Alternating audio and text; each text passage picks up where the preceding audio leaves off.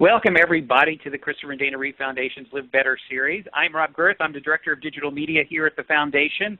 And today we have a really cool show for you. We're talking about wheelchair rugby. We have two experts on board to help it all make sense for us. And we have our host, Jeff Jones. We're doing this in partnership with a wonderful group called Blaze Sports America. And Jeff is from Blaze Sports America. Welcome, Jeff. Thanks for being with us today. Thank you, Rob, and thanks everyone for joining us today for this great webinar. The goals for today's presentations are to provide some insight into how wheelchair rugby can transform lives. We have two great examples in the speakers that we have today. The presentation will also offer a brief history of the game, why it was created, and an overview of who is eligible to play the game. Our speakers will discuss classification, rules, equipment, as well as development of the sport, from the club level all the way to the national team. They'll also talk about governing structure, benefits of participating, and finally, how to get involved and some additional resources available to local programs. We will be sending everyone a copy of the presentation after today, so you don't have to worry about taking all the notes and things that you see on the screen. You will get a PDF presentation of the presentation. As I mentioned, we have two great speakers. Our first speaker is James Gumbert, known by his team and throughout the league as Coach Gumby. Coach was the president of the U.S. Quad Rugby Association from 2004 to 2006 and the commissioner from 2009 to 2013. He is a head coach of a local team, the Texas Stampede, from 1997 to present.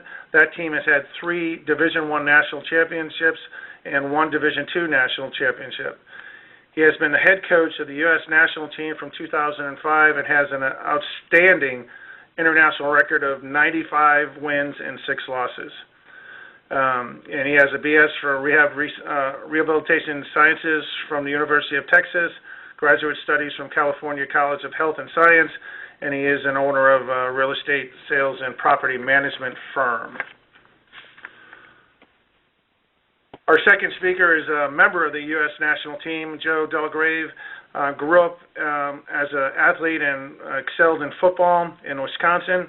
He actually played also in Winona State University in football. He was injured in a boating accident in 2004, started playing wheelchair rugby in 2006 for the Minnesota North Stars and made his first national team in 2009. He's a graduate from Northwestern College in 2009 and currently pursuing a master's degree at Grand Canyon University. He's working in the U.S. Team Career Program and is married to his high school sweetheart, April, and has 2 sons, Braxton and Braden. And at this point, we're going to show a quick video before we turn it over to our speakers.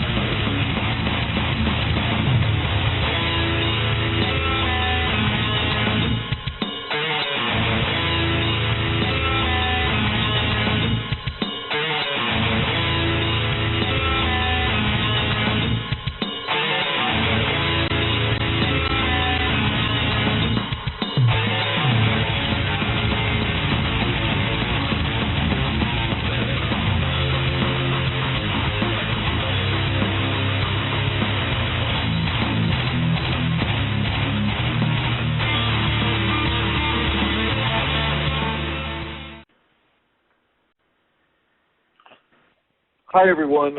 My name is James Gumbert, or as pretty much everyone knows me as Coach Gumby. And what you were just watching was a great video taken this past, I believe, October, when we were able to play our arch rivals, Canada, and beat them for the American Championship. So it's always nice to follow a great video like that. A little bit about myself. I was injured at 18. I'm a C5, C6 incomplete quadriplegic. Started playing wheelchair rugby in 1992 and began coaching at age 33. As I said, I've been both an athlete and as a coach. And I played as an athlete from 92 to 97 and started getting into the upper levels of rugby in 97 as an athlete. I was chosen for the development team as a captain and competed for USA at that point. In 1999, I decided to quit chasing all the players around and start blowing the whistle at them.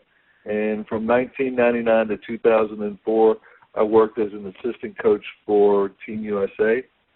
And then in 2005, I took over as head coach of Team USA, and I've been the head coach since. Team USA is very proud to say it had a lot of success, and I'm very fortunate to have been a part of it. But that's something that we can talk about as we go through this. The other kind of stuff that who I am that defines me, as you can kind of see through some of these pictures, is that we've had success on the court with our what we call our family on the court, and you're about to see the family off the court. I'm married, have a set of twins, and am very, very blessed to be surrounded by some of the most incredible people in the world. And these three people, my wife and children, allow me to be able to have an incredible job and work with some of the most amazing people you'd ever see in your whole life. So that's a little bit about me, and I'm going to pass it over to Joe and let him talk a little bit about who he is. Hi, everyone. Like Coach Gumbert said, my name is Joe Delagrave, and I started playing rugby back in 2006, and I broke my neck when I was 19 years old in a boating accident on the Mississippi River back in my hometown of Prairie du Chien, Wisconsin. And before that, I'd always been athletic. I'd always played sports, football, basketball, kind of you name it, I played it.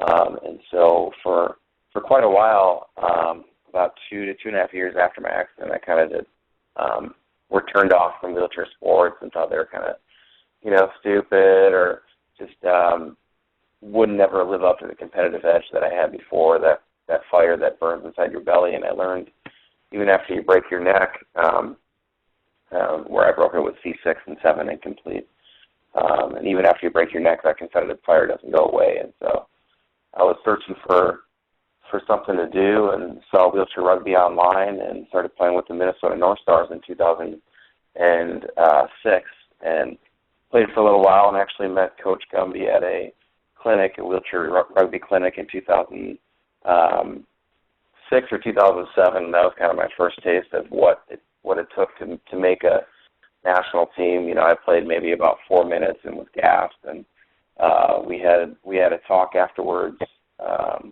and he kind of gave the feedback, and the feedback wasn't exactly great, and so that kind of lit a competitive fire under my belly and got me going. Started kind of dreaming towards being on the national team, and in 2009 I made my first national squad with the training team. Got cut before we made the final selections, and then made my full squad in 2010, where we won world championships, and been on the team ever since. And so, like Gumby said, we've had a lot of success over the last couple of years, especially, and just last year got our #1 seed back and won gold medals on 3 different continents throughout the year. So it was a pretty special year for us. So that's a little bit about my athletic career, and also have some photos to show you before my injury, playing football at Winona State University, and then as well as a couple pictures of my first couple of years in rugby, and then also over this last year playing on the USA squad. So we have a picture of us in Sydney, as well as at the American Zonal Championships. And so another big aspect of it is just kind of being a role model for kids coming up and for other athletes coming up. I do a lot of mentoring at hospitals and mentoring with new injuries, and so that's an important aspect of it as well, because I had that coming when I was coming up, and so kind of want to give back to there. And then you also see my wife, and then my two sons as well. And so it's never a dull moment in the Delagrave household with the two boys. And so I'm blessed to have a wife that's patient and understanding with my rugby career, as well as with having all kinds of boys in the house.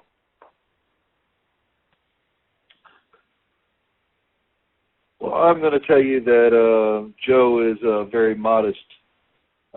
He is a large part for our success in the past year, and I still look back at the moment when we first met, and seeing from that person that you can kind of see as a big piece of Play-Doh mold into the chiseled athlete that he is today is something that is inspiring for everyone. And he does serve as a great role model for our team, but for people with disability on a daily basis. So he's a very modest man. Switching gears here a little bit, instead of talking about ourselves, let's talk a little bit about the history of the game.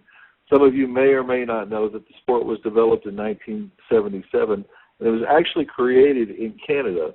You're going to hear a lot of references between USA and Canada throughout this, and being such close, so close in proximity has lent itself for development as well as rivalry.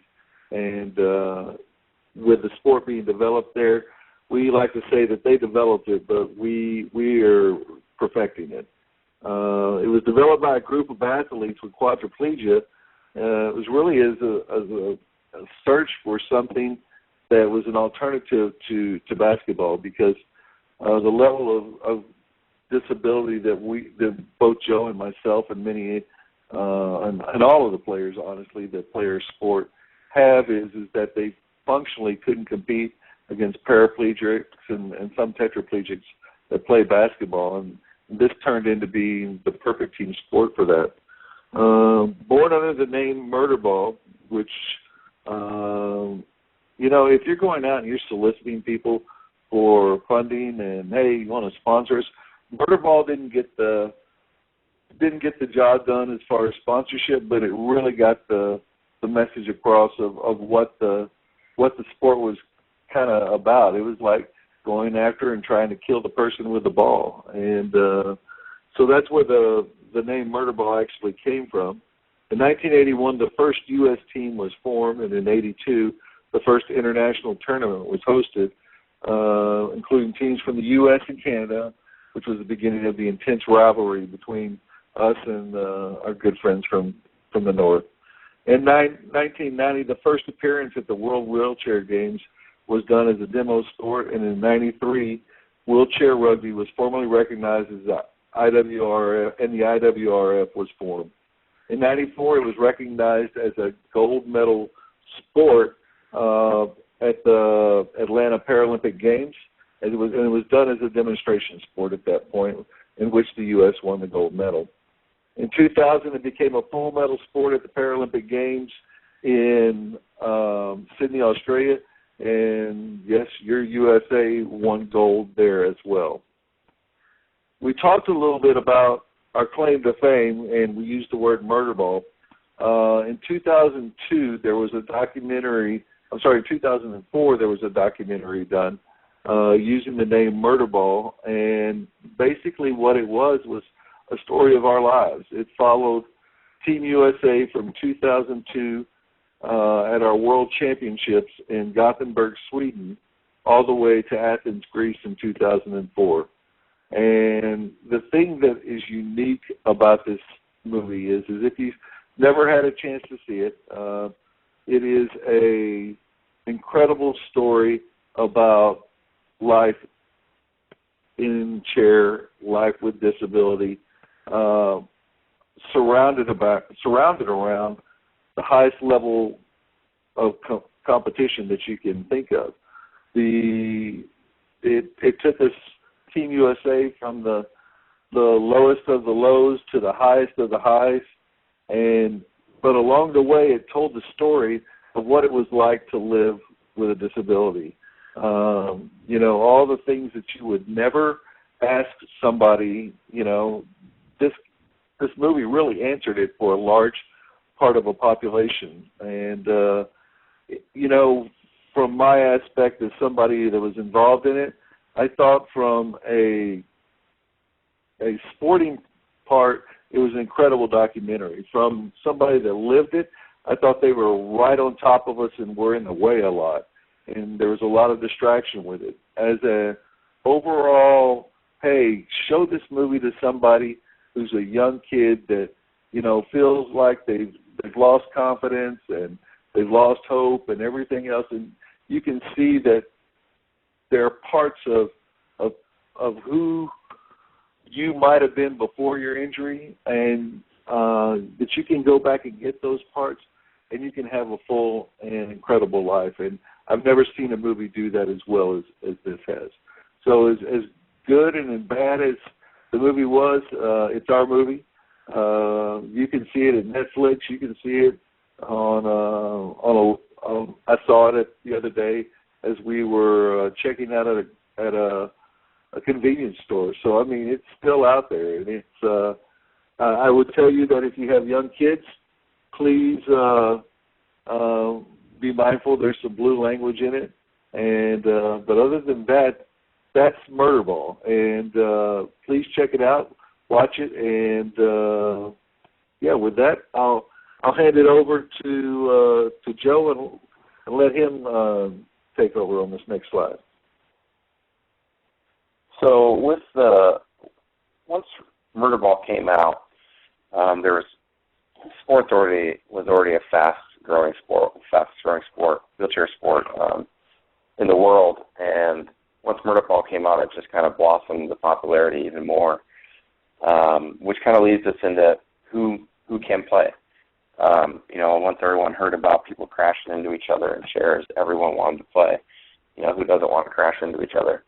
But there's a classification system involved. Most people who play the sport for a long time was called quad rugby, and now we go by wheelchair rugby. But so for the most part, there's spinal cord injuries that have quadriplegia, and so from there, there's also amputees. There's spina bifida. There's cerebral palsy. There's polio, muscle dystrophy, all kinds of things. The main rule to kind of get you in and get you at least looked at is that you need to have loss of function in all four limbs to be able to play, to be able to get looked at. And so, and then the other cool part of it too is that we're not just a male sport. Females can play too. There's quite a few females that play in the club level ball, and there's at London Paralympics, I believe that there was 2 or 3 females that played in the Paralympics for other countries. So we're definitely, men and women competing against each other, and so that's kind of a nice thing as far as being inclusive of gender. To talk a little bit more about classification, once you're actually classed into the sport and allowed to play, we have classification panels that consist of doctors, physical therapists, occupational therapists, that can test the function, can test the muscles, can test everything within yourself. They're not testing ability. I might be able to catch a ball better than another player. We might have the same function, or I might be faster than another player, but they'll have the same function. And so ability is not tested. It's all about function being tested. To kind of give you a rundown of how classification is tested, we play on a 0.5 to 3.5 scale. So 0.5 is going to be the lowest amount of function, all the way up to 3.5, who has the most function that you're allowed to play to have the sport. To kind of go a little bit farther into that, I'm a 2.0. I have no trunk function. I have full use of my biceps and triceps, but my hands don't work. I can't close my hand. And so I'm a 2.0, and that's kind of your classic 2.0. 0.5, they have no use of their triceps, but they have biceps, and no use of their hands, and so they have the lowest amount of function. Then all the way up to a 3.5, where you have really good hands, and you have some trunk, and for lack of a better word, those are the freaks in our sport. We call them the freaks because they're super fast. They're the best players on the court as far as function. They're really hard to stop. If you wanted to look up one of the best players in the world, Riley Batt from the Australian team, he's all over YouTube or Google, and so he has 3.5 function, and he has the most function that's allowed to play. So when they're going through the classification system, they're looking at how you can pass, how you can throw.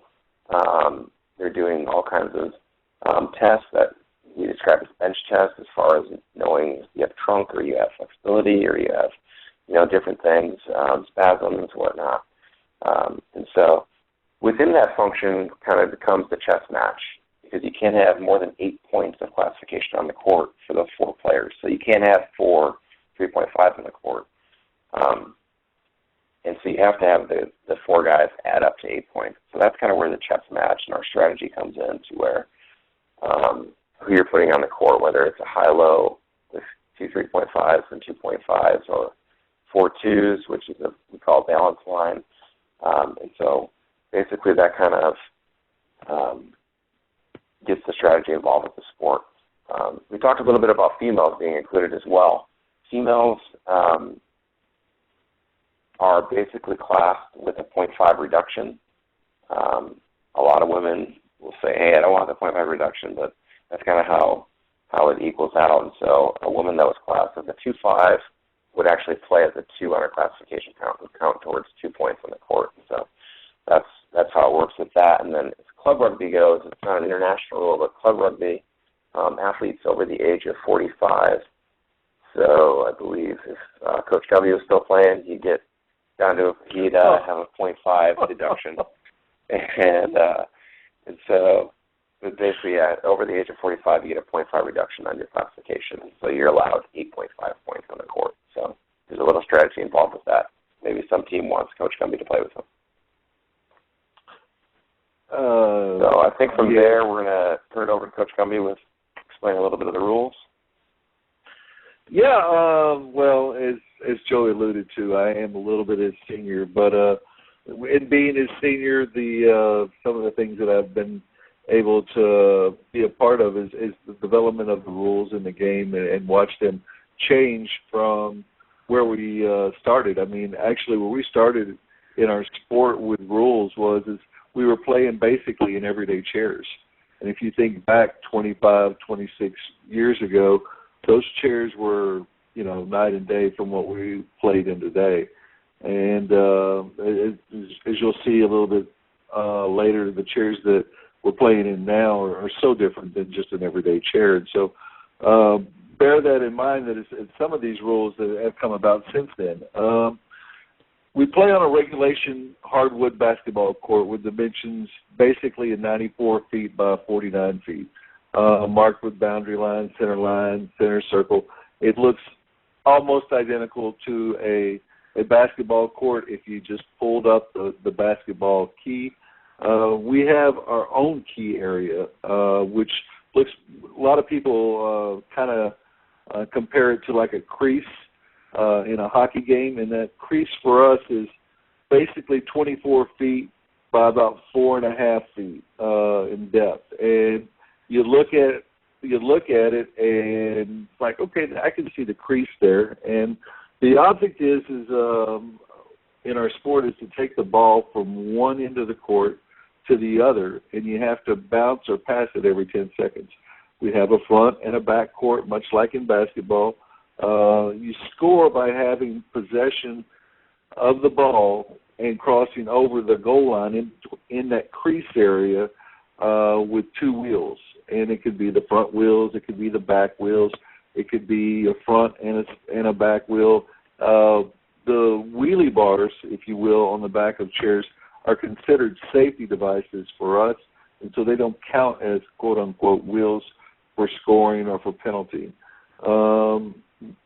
The ball is basically, something for us as quadriplegics, amputees, and people with, various types of disability, something that is it's not so easy to hold on to. And the ball that we play with, when we say rugby, it's not a rugby ball, it's a volleyball. And that volleyball is not as oblong as a rugby one, that it's round.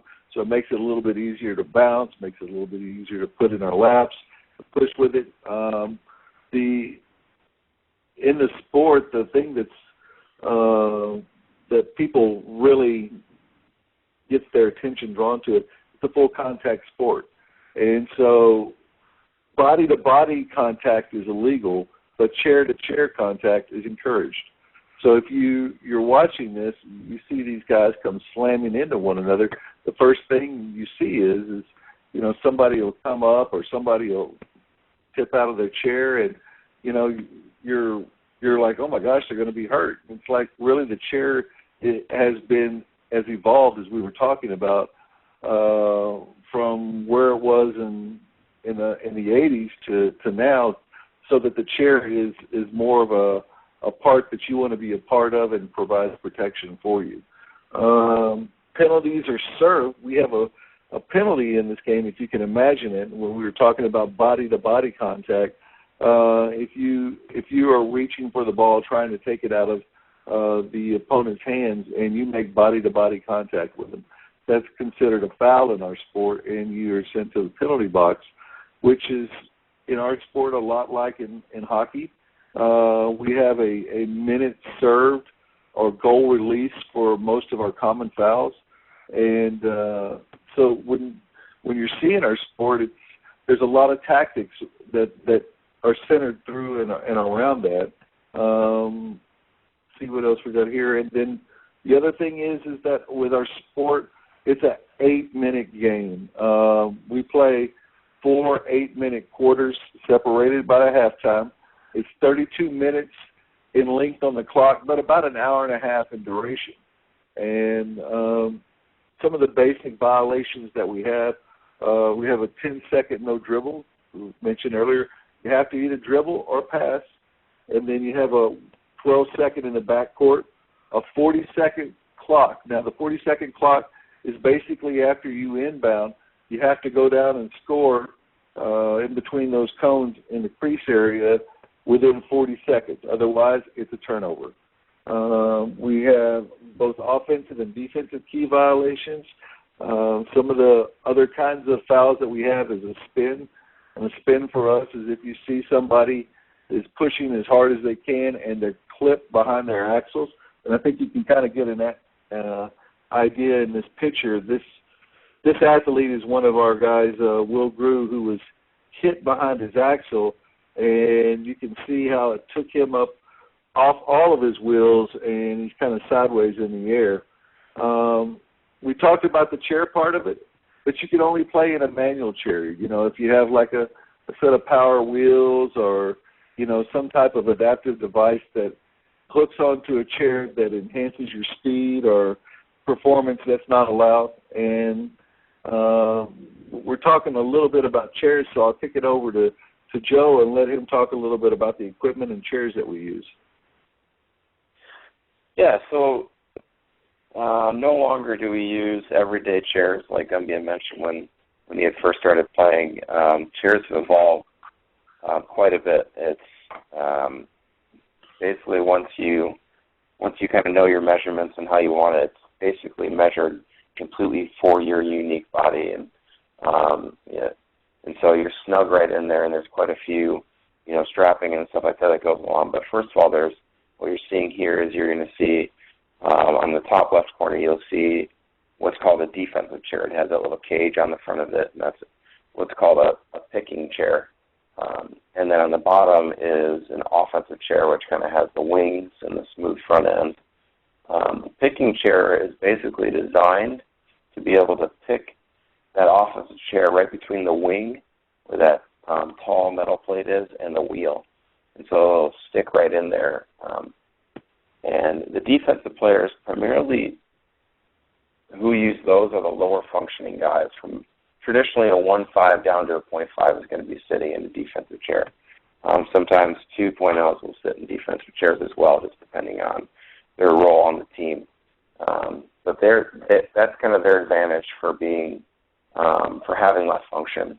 And then the offensive players are their chairs used to just be as fast as they can and maneuver as fast as they can. And so that's kind of the difference between the two chairs and some of the strategy involved with how each player gets his chair set up and things like that.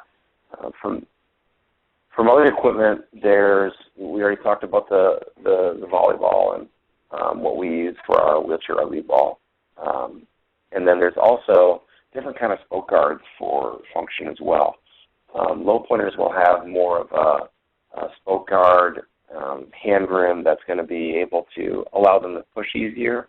A lot of low pointers will use the back of their hands or have their hands taped into a ball because they can't use them. Whatever kind of you figure out and are able to push with. A lot of players will use different techniques, kind of whatever gets the job done, or we learn from each other on different techniques of pushing and things like that. And then with some of the spoke guards, there's metal spoke guards, there's plastic spoke guards, there's clear spoke guards. It all kind of depends on your style or the chair manufacturer, or different preferences for that. Now, with my chair, I'm strapped in. I have about 6 to 7 different straps on my chair to strap me in and keep me, because we're hitting each other probably 100 times a game. And so I'm strapped in to where when I do take a hit, it's not moving my body around my chair where I have to reset my position to push. I'm strapped in to where when I take the hit, I can just keep on going and pushing. And so it's just you kind of become one with the chair once you're in the rugby chair and you're strapped in. You just kind of become a part of it. And so the strapping and the bindings and everything are all set up to be able to help you achieve that. A lot of us will wear waist belts or belly binders, that you can just get at a local sporting goods store that go around you. And they kind of, for guys like myself who don't have abs, they kind of give us that stability that we otherwise wouldn't have. They also help with blood pressure and help with breathing as well. A lot of us will wear what looks like basketball shooter sleeves, because over time, with the chairs getting better and better, and we're in our chairs more, our elbows will rub against the wheels, or we'll get scraped up throughout a game. And so to keep us from getting injuries or getting cuts or bruises and stuff like that, we'll wear the sleeves to protect us. And then you can see in the picture, a lot of us will wear just what looks like gardening gloves, because they wear out really easy, so we don't want to go out and buy expensive gloves and then have them wear out after one game. And then they have some good texture on the palms to help us with that as well. The biggest part of the game probably is, for a lot of players would say, is the clister involved, which is kind of like a sticky pine tires type stuff that we use to help with pushing and to help with catching the ball or throwing the ball.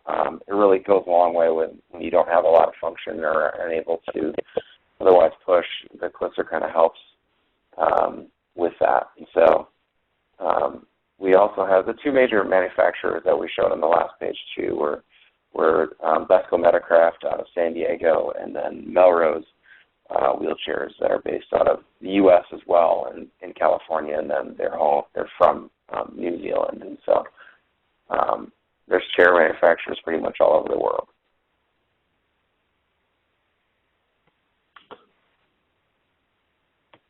Well, Joe's telling you a little bit about the chairs and the equipment. There's actually some governance over all this mayhem, and looking at the development and structure of what we're doing, we're internationally governed by the IWRF, which is the International Wheelchair Rugby Federation. There's more than 40 countries actively participating or developing programs within their nations. We have 3 zones: the Americas, the European, and the Asia-Oceania. I just mentioned that actually this weekend there are 2 international competitions. One's happening up near London, Ontario, between Canada and Denmark, as well as Great Britain. And then in Europe, there is a project that has been working on development both in Latin America and Europe. It's called the Maximus Project.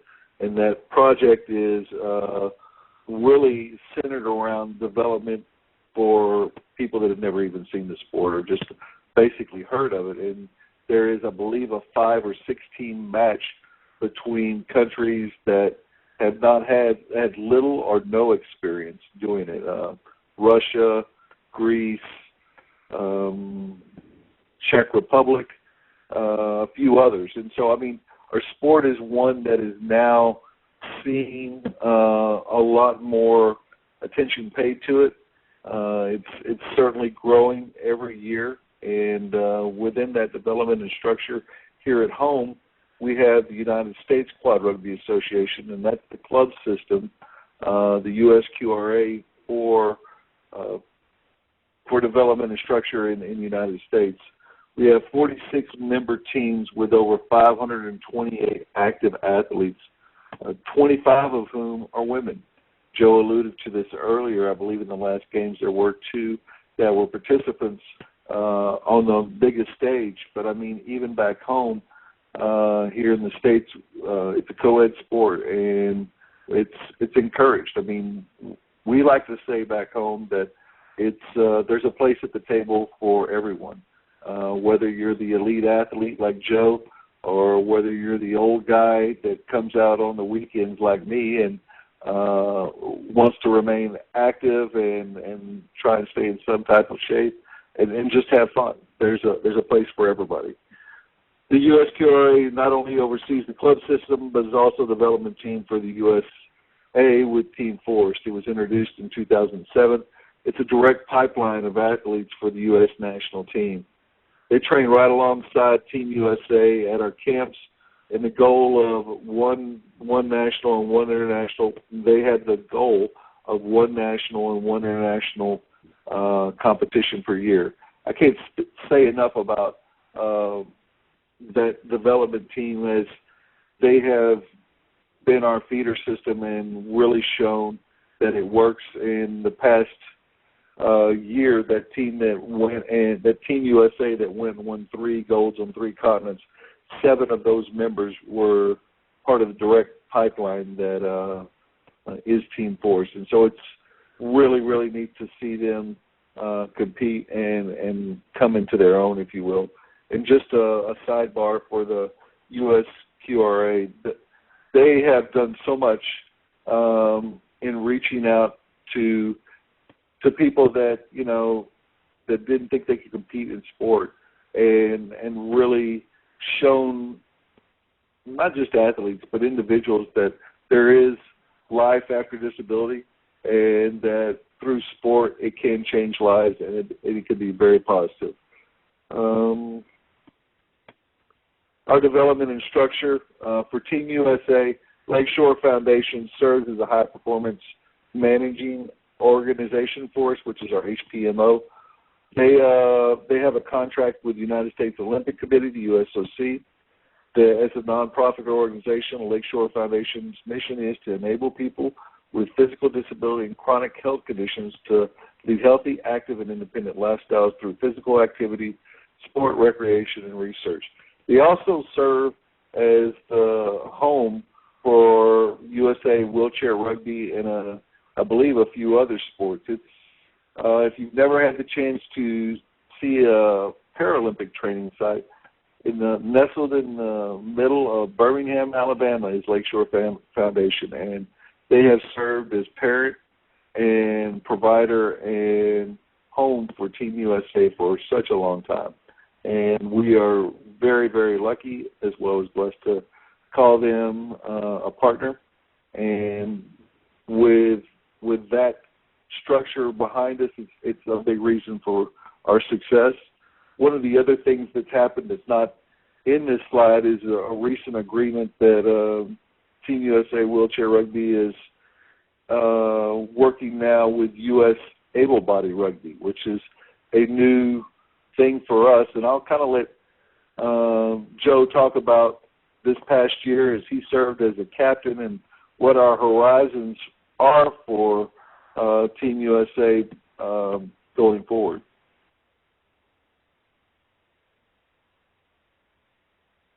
Okay, as Coach Gumbert mentioned about this past year, a really special year, especially after London and kind of the heartbreak of winning bronze. And, we wanted to just come into this new quad from 2012 to 2016 and just kind of set a new tone. And we had, like Coach Gumbert mentioned, we had 7 new guys that had little to no international experience as far as the biggest stage. And so we were able to compete at 3 different tournaments across the world, in Sydney, Australia, in Denmark, and then as well as back home at Lakeshore, and went 15-1 on the year. And I think more than anything, kind of grew as a program and grew as a team, and learned from past experiences and just kind of really set the bar for even this year's squad. And so, and then at the end, in November, we were able to partner with USA Rugby and to just kind of build our program even more and take it to new heights on our road to Rio. So I think it's been really important as far as building awareness for our program, and to kind of talk about that a little bit more too, with the benefits of just getting involved and kind of, this is probably what I'm passionate about most. I mean, I know now that I'm an elite athlete and I have a lot of responsibilities with being a captain and being part of USA Wheelchair Rugby and what it all stands for. But I think at the grassroots, at the core of what we do and why we do it, and at the core of why everyone's on today listening, and is because we understand the benefits of sport and the benefits of being able to get people who have been through something tragic or who have a disability from birth and plugging them into sport because it can change lives. The big thing that I liked when I first started playing with Minnesota was camaraderie, was the support of, I was a brand new injury and I didn't even know how to tie my shoes, let alone play rugby. And so I was, guys were teaching me how to do everyday living type stuff, to how to do, personal care and things like that, and become independent on the road. And then you get to, all of a sudden you're starting to travel to new cities and you're getting to travel playing a sport, and you kind of develop self-confidence. And for the most part, guys kind of like throw you out there into no man's land, and you're like, you have to become independent. And I think from a standpoint of, we talk about the physical changes, and we talk about, and we see that a lot, but I think especially for me, it was an emotional change. It was from going from, not having that competitive fire anymore to finding a sport and finding friends and finding a community, and a community that helps you support into achieving your dreams and kind of changing your life. And I don't want to be over the top about it, but I think you can see from the pictures in the slide, I was very overweight when I started playing rugby, and it kind of helped me set goals and helped me provide me new opportunities to achieve success. And so I think we, as if you're a therapeutic rec, or you're helping with play sports, or Christopher Reeve Foundation, or any other, or just from a team or anything, I think we have the opportunity each day to, someone comes in new and we can change lives. And I think it's really important to kind of really understand the benefits of getting involved in wheelchair rugby and disabled sport. With that being said, we have a lot of resources for getting involved. A big one is the USQRA's website, and they have all kinds of teams that are in local areas. We have a regional assistant commissioners in each region as well, and that's quadrugby.com. And then we also have the Lakeshore Foundation website, which is lakeshore.org. And then we have our USA Wheelchair Rugby page there as well. And then on the international side of things, we have the International Wheelchair Rugby Federation, which is www.iwrf.com. And then Coach Gumbert, I don't know if you want to talk a little bit more about the resources. Yeah, Joe's right. I mean, the things that it does for the person, it goes far off. It goes far beyond the court, and the people often ask us, well, how do we get involved? How do we help? How do we support Team USA? And one of the things that we like to say is that we need every kind of resource available. Money is the number one, just like in everything else in this world. And one of the places that we are driving traffic to help support us in our road to Rio is through our partnership with USA Rugby. And you can go to usarugby.org and look for their fundraising tab on their page, which will direct you towards USA Wheelchair Rugby, and be looking for a new and improved USA Wheelchair Rugby site that will be launched here in the next quarter. And so, I mean, the future is bright for us, but the thing that keeps us going are these incredible resources that are before us. And beyond that, how do you get involved? Well, if you go to quadrugby.com, you'll be able to locate teams in your area, or you may have a person with disability that you'd like to introduce this to.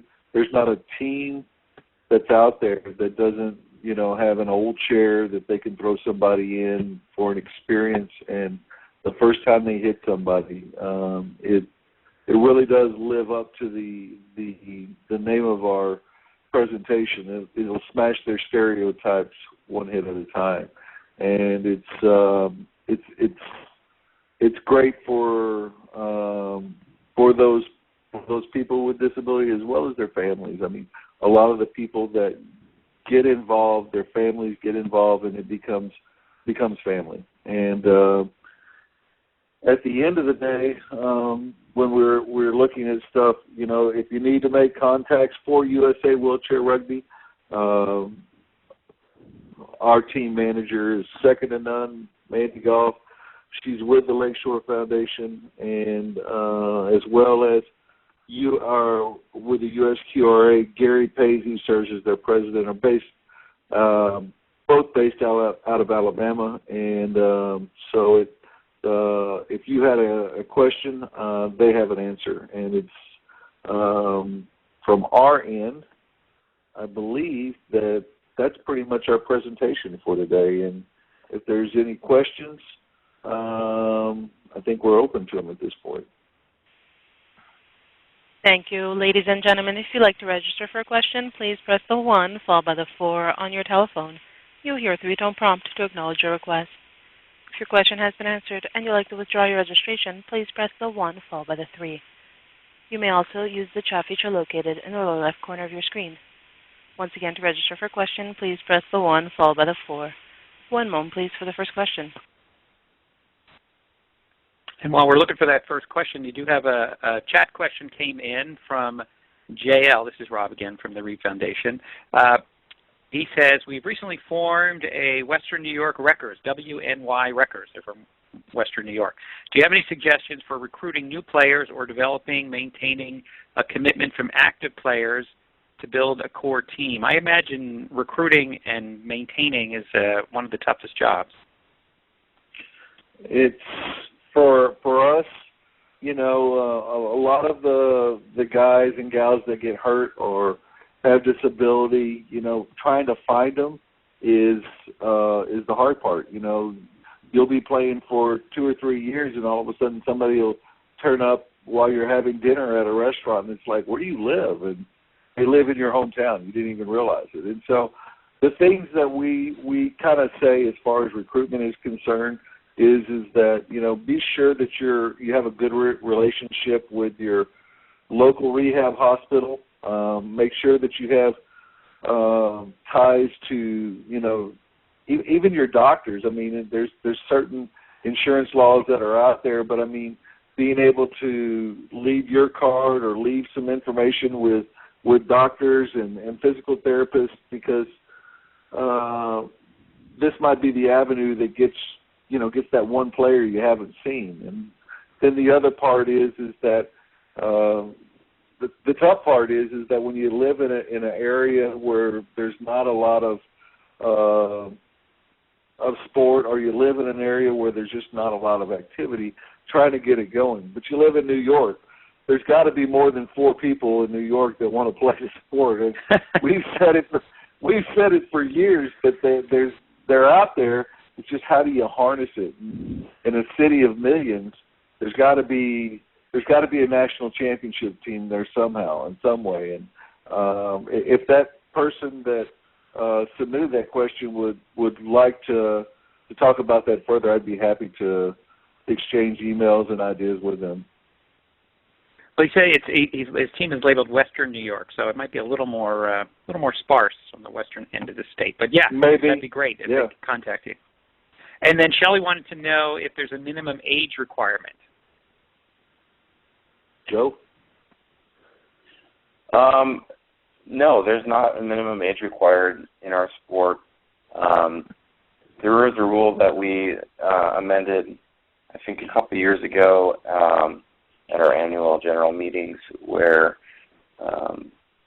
athletes under the age of 16 get a 0.5 reduction off their classification as well, because we ran into the problem where, you'd have a 12-year-old or a 13-year-old playing against a grown man or a grown woman, and so obviously there's some size difference there. And so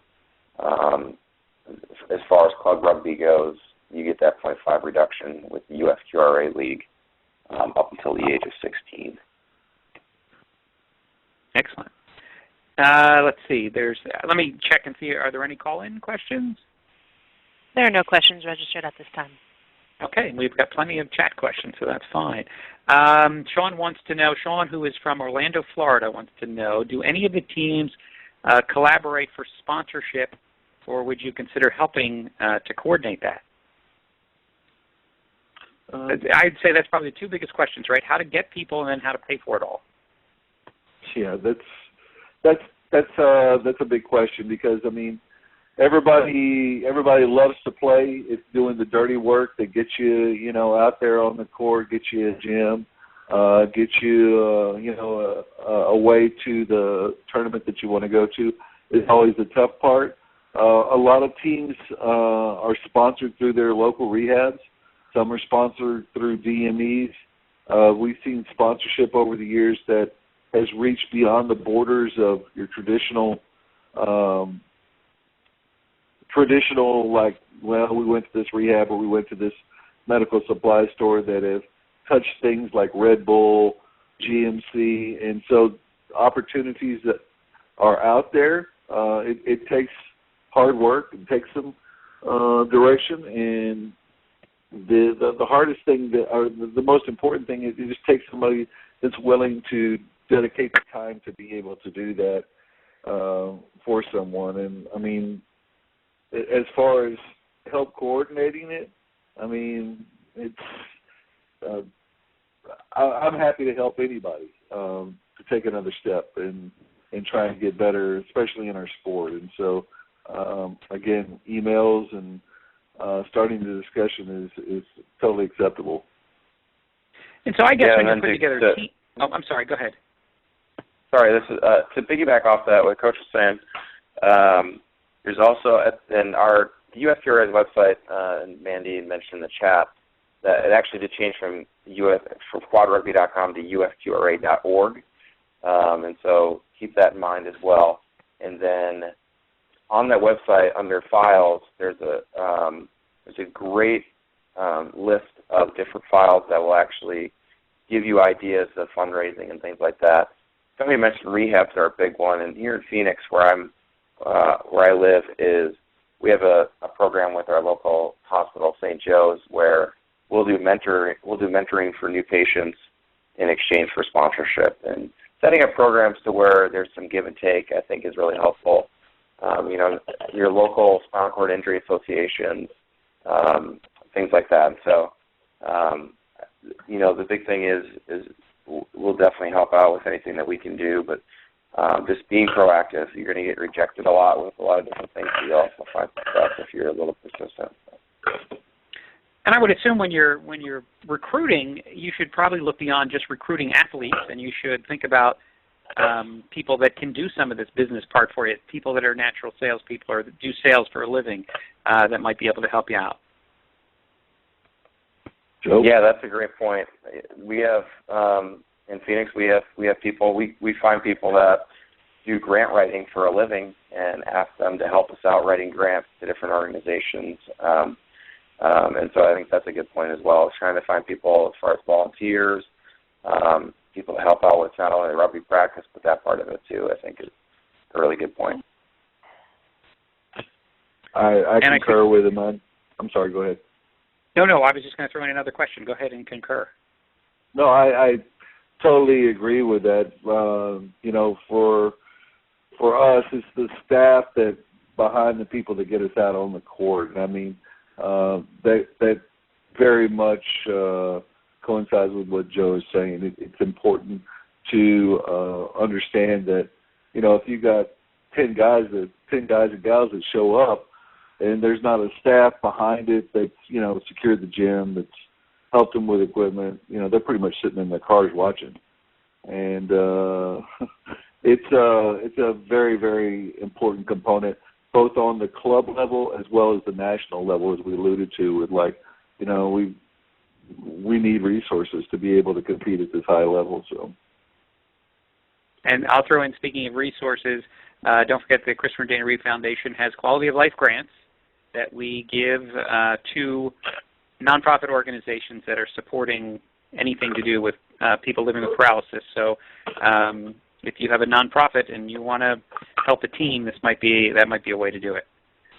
I think we have time. We'll slip in 2 quick questions, if you don't mind.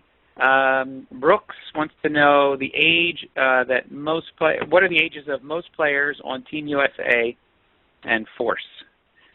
What's the average age, would you say? For the Team USA, it's probably we've gone through a time when the average age was above 30, and I would say that our average age now is probably somewhere around 28, and with the Force, it's probably below 25. And so we've seen there's 1 or 2 athletes that are in the program that are a little bit more elder statesmen, and they kind of skew some of the averages. But I mean, to a person, we've seen a development in youth and growth in both Team USA as well as the Force. And then I'll slip in one more. Carla wanted to know, do you know of any large metropolitan areas that field more than one team? Joe? Yeah, here in Phoenix we've had more than one team a couple different times, and we have an hour and a half south of us. Tucson has 2 teams as well, and then there's been the same deal in California. Texas has quite a few teams within a reasonable amount of area, and so there definitely has those opportunities come up. It kind of depends on funding and players, and a lot of times, when you get 20 guys out there practice, half of them are like, well, if we make a new team, then everyone's going to be able to get to play. And so I think that kind of happens once you build up a team where the roster starts to kind of balloon up, and guys kind of, they want to play and not sit on the sideline. Absolutely, yeah. I think that is it. Let me just look and see if I got all the questions in. Jeff, let me turn it back to you from Blaze Sports America. Do you have any last words for us? Well, I had one question that came through here is, does Team USA have a preferred wheelchair provider, or what is can you recommend if someone was looking to buy chairs where they should start the process? We don't have a partnership with a sole provider at this point. Many of the athletes use the two manufacturers that were that Joe listed with Melrose and Vesco Metalcraft. There's some other chairs that are out there, one being Excalibur and the other being Eagle, that are also chairs that are done here in the States, but we don't have a relationship with a sole provider at this point. Okay. Well, on behalf of Blaze Sports and Christopher and Dana Reed Foundation, I really want to thank our speakers today, Coach and Joe. I think it was a great presentation overall. And folks, the system provides your email. We're going to send you a printed copy of the presentation so you can have that. And if you have any questions once you get that in terms of follow-up, please let us know, and we'll connect you with some resources if you have any additional questions. Thanks, everybody. Thanks for joining us today. I'm going to post this, by the way. I'll just throw this in real quick. I'm going to post this probably tomorrow or the next day at chrisreeve.org/webcast. So chrisreeve.org/webcast, and you'll find our other pieces of our series that we did as well there. So give it a couple of days, and I'm also going to make this file available to these different organizations so they'll be able to post it on their websites as well. Thanks, everybody, for joining us. Thank you, gentlemen.